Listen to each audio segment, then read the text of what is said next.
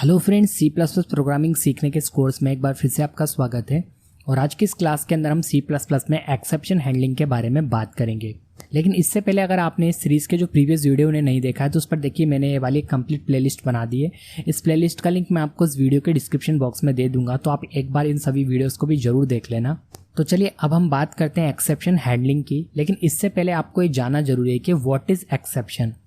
Exception is an abnormal condition in a program. देखिए, जब आप प्रोग्राम को बनाते हैं उस समय अगर आप कोई सिंटेक्स से रिलेटेड एरर करते हैं, जैसे मान लीजिए आपने सी आउट स्टेटमेंट के बाद सेमीकोलन नहीं लगाया, या वेरिएबल को डिक्लेयर करते समय सेमीकोलन नहीं लगाया, और उसके बाद जब आप प्रोग्राम को कंपाइल करेंगे तो आपको मालूम है कि एरर आ जाती है जहाँ भी आपने सिंटेक्स रिलेटेड एरर करी है।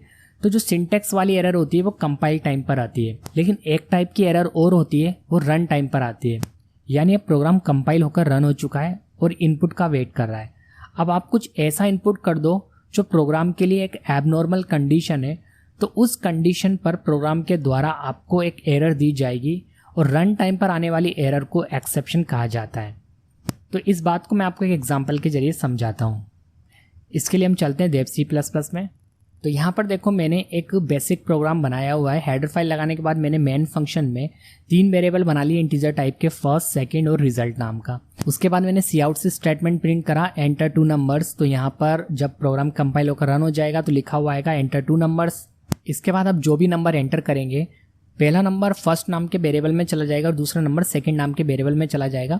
और यहाँ पर बहुत ही ज़्यादा बेसिक कैलकुलेशन की गई है। जो रिजल्ट नाम का खाली वेरिएबल है उसके सामने इक्वल लगाकर सिंपल लिखा हुआ है कि जो पहला नंबर आपने एंटर करा है वो दूसरे नंबर से डिवाइड हो जाए और जो भी रिजल्ट हो वो रिजल्ट में चला जाए। और रिजल्ट को हमने प्रिंट कर लिया। तो अभी जो बेसिक प्रोग्राम है इसे मैं कंपाइल रन करके दिखाता हूँ आपको। तो मैंने एग्जीक्यूट में गया, कंपाइल एंड रन किया। आप देखो, प्रोग्राम में कोई एरर नहीं है, यानी हमने सिंटेक्स रिलेटेड कोई गलत काम नहीं करा, इसलिए यहाँ पर कोई कंपाइल टाइम पर एरर नहीं आई है। अब मैं यहाँ पर क्या करता हूँ, 6, पहला नंबर 6 एंटर करता हूँ, ये फर्स्ट में चला गया, यानी फर्स्ट नाम का जो वेरिएबल बनाया उसमें चला जाएगा। दूसरा नंबर मैंने 2 एंटर करा और यहाँ पर देखो रिजल्ट आ गया 3। यानी अभी तो हमने प्रोग्राम के लिए कोई एबनॉर्मल कंडीशन खड़ी नहीं करी है। अब मैं दोबारा से इस प्रोग्राम को कंपाइल एंड रन करता हूँ। एग्जीक्यूट में जाता हूँ, कंपाइल एंड रन करता हूँ। अब मैं क्या करूँगा, फर्स्ट नंबर तो मैंने 6 एंटर कर दिया, लेकिन सेकंड नंबर मैंने 0 एंटर कर दिया। तो आपको ये बात मालूम होगी कि किसी भी नंबर को 0 से डिवाइड नहीं किया जा सकता। तो प्रोग्राम इसको समझ नहीं पाएगा और एकदम कोई आउटपुट नहीं आएगा। और अगर आप टर्बो सी प्लस प्लस वगैरह यूज़ करते तो वहाँ पर प्रोग्राम एकदम ब्रेक हो जाता। ठीक है, तो देखो मैं एंटर कर रहा हूँ, यहाँ पर देखो कोई आउटपुट नहीं आया। मतलब प्रोग्राम ये समझ नहीं पाया कि उसको करना क्या है। तो इसे कहते हैं एक्सेप्शन, यानी रन टाइम पर एरर आ रही है। एक्चुअल में ये एरर है, डेव सी प्लस प्लस में यहाँ कुछ शो नहीं हो रहा, ये टर्मिनेट नहीं हुई स्क्रीन, लेकिन एक्चुअल में ये रन टाइम पर आने वाली एरर है जिसे एक्सेप्शन कहा जाता है। अब आप चाहो तो इस एक्सेप्शन को हैंडल कर सकते हो। तो एक्सेप्शन को हैंडल करने का मतलब ये होता है कि जो यूज़र उस सॉफ्टवेयर को, उस प्रोग्राम को चला रहा है, उसको एक मैसेज प्रोवाइड कराया जाए कि आपने गलत काम किया, इस गलत काम को मत करो। ठीक है, तो एक्सेप्शन हैंडलिंग के थ्रू हम क्या करते हैं, रन टाइम पर जो एरर आती है, जो यूज़र के गलत इनपुट की वजह से आती है, तो वो गलत इनपुट ना करे उसके लिए उसे मैसेज प्रोवाइड कराने का जो तरीका होता है उसे कहते हैं एक्सेप्शन हैंडलिंग। तो आपको आगे की सभी प्रोग्रामिंग लैंग्वेज जैसे जावा, पाइथन वगैरह में भी एक्सेप्शन हैंडलिंग मिल जाती है। और इसके थ्रू हम क्या कर सकते हैं, प्रोग्राम को बहुत बेटर बना सकते हैं। कैसे बना सकते हैं कि जब हमारा सॉफ्टवेयर, हमारा प्रोग्राम कोई यूज़र यूज़ करेगा और वो कोई गलत इनपुट करता है, तो हर गलत इनपुट के लिए हम हमारे प्रोग्राम के अंदर एक्सेप्शन हैंडलिंग कर सकते हैं और उस हैंडलिंग के थ्रू एक एरर मैसेज, एक कस्टमाइज एरर मैसेज यूज़र को डिलीवर कर सकते हैं, जिससे वो समझ जाएगा कि ये गलत काम है, इसे मुझे नहीं करना, नहीं तो सॉफ्टवेयर टर्मिनेट हो जाएगा। ओके, तो इसे ही कहते हैं एक्सेप्शन हैंडलिंग। तो यहाँ पर देखिए, इस प्रोग्राम में मैं क्या करूँगा, अभी ये प्रोग्राम 0 एंटर करने पर कोई एरर मैसेज नहीं दे रहा। मतलब तो हम क्या करेंगे, यूज़र के लिए एक एरर मैसेज प्रोवाइड कराएंगे, यानी जो भी इस प्रोग्राम को यूज़ कर रहा होगा, जब वो 0 एंटर करेगा तो उसके सामने देखिए ऐसे लिखा हुआ आ जाएगा, divide by 0 is not allowed. यानी वो समझ जाएगा कि 0 से डिवाइड नहीं किया जा सकता। अभी तो देखो इस प्रोग्राम में ऐसा कुछ नहीं हो रहा। तो अब हम क्या करेंगे, एक्सेप्शन को हैंडल करेंगे। तो देखिए, एक्सेप्शन को हैंडल करने के लिए सी प्लस प्लस में ये सिंटेक्स होता है, इस सिंटेक्स को हमें फॉलो करना होता है। तो जिस लाइन में एक्सेप्शन आ सकती है, जो मेन कोड है, उसे हमें ट्राई वाले सेक्शन में लिखना होता है। यानी ट्राई स्टार्ट करना है, कर्ली ब्रैकेट स्टार्ट करना है और इस सेक्शन में लिखना होता है। उसके बाद देखें यहाँ पर थ्रो कीवर्ड है। थ्रो कीवर्ड के बाद हमें यहाँ पर एक्सेप्शन को थ्रो करवाना पड़ता है। फिर इसके बाद कैच वाला सेक्शन होता है और कैच वाले सेक्शन में हमें वो एरर मैसेज लिखना है जो हम यूज़र को शो करवाना चाहते हैं। तो चलिए इस सिंटेक्स को मैं इंप्लीमेंट करके दिखाता हूँ प्रोग्राम के अंदर। तो इसी प्रोग्राम के अंदर हम एक्सेप्शन को हैंडल करेंगे।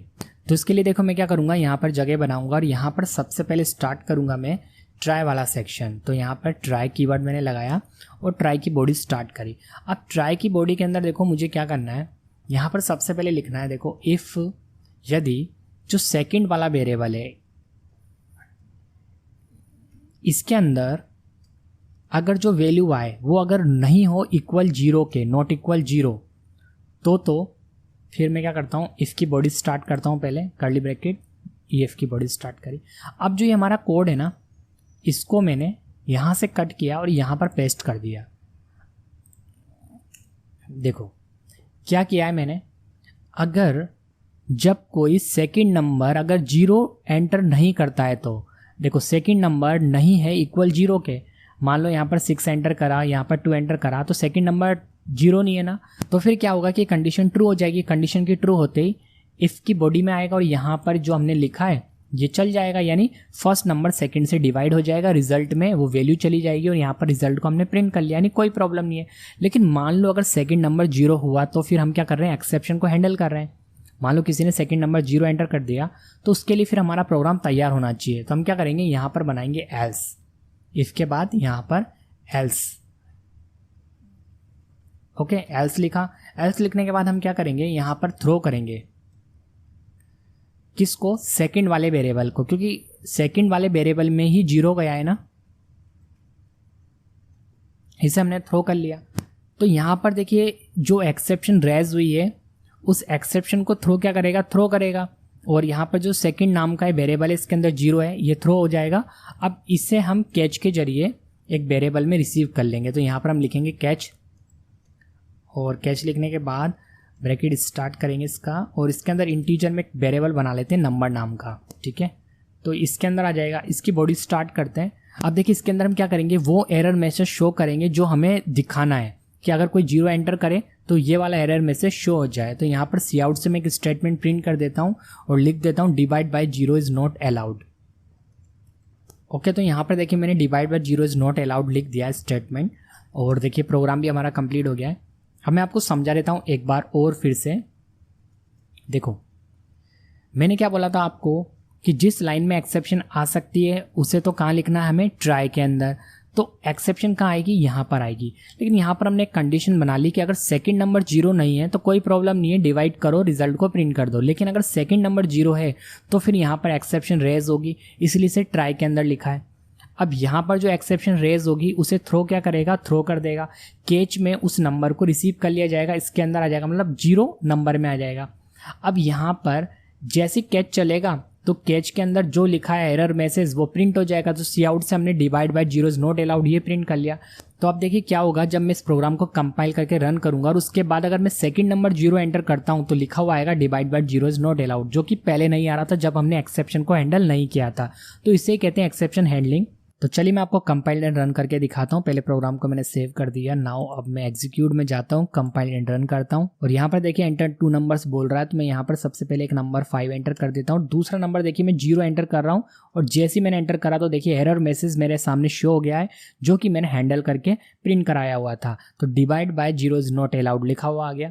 तो इस तरह से हम प्रोग्राम के अंदर एक्सेप्शन को हैंडल कर सकते हैं और यूज़र को क्या कर सकते हैं, एरर मैसेज शो करवा सकते हैं। तो जब आप आगे चल के डेवलपमेंट वगैरह करेंगे तो उसमें एक्सेप्शन हैंडलिंग को काफ़ी यूज़ में लाया जाता है, क्योंकि सॉफ्टवेयर अचानक टर्मिनेट ना हो जाए। तो जो यूज़र उस सॉफ्टवेयर को यूज़ कर रहा है, उस एप्लीकेशन को यूज़ कर रहा है, अगर उससे कोई गलत काम होता है तो वो यही बोलेगा कि सॉफ्टवेयर ख़राब है। वो ये नहीं मानेगा कि मैंने गलती करी इसलिए सॉफ्टवेयर अचानक बंद हो गया। तो उस केस में डेवलपर क्या करते हैं, अपने सॉफ्टवेयर के अंदर एक्सेप्शन को हैंडल करके रखते हैं। जैसे कोई गलत काम होता है वो ऑटोमेटिक एक एरर मैसेज शो कर देगा सॉफ्टवेयर, और उस यूज़र को बताया जाएगा जो भी उसे यूज़ कर रहा है कि आपने गलत काम किया है, आप इस काम को मत करो, ये नहीं हो सकता इस सॉफ्टवेयर से। तो ऐसा करना एक्सेप्शन को हैंडल करना कहलाता है। ओके फ्रेंड, तो एक्सेप्शन हैंडलिंग क्या होता है आपको पता लग गया होगा। आज के वीडियो में केवल इतना ही। आई होप आपको वीडियो पसंद आया हो। यदि आपको वीडियो पसंद आया तो वीडियो को लाइक एंड शेयर कर दीजिए, और यदि आपने अभी तक चैनल को सब्सक्राइब नहीं करा तो चैनल को भी सब्सक्राइब कर लीजिए। Thanks for watching.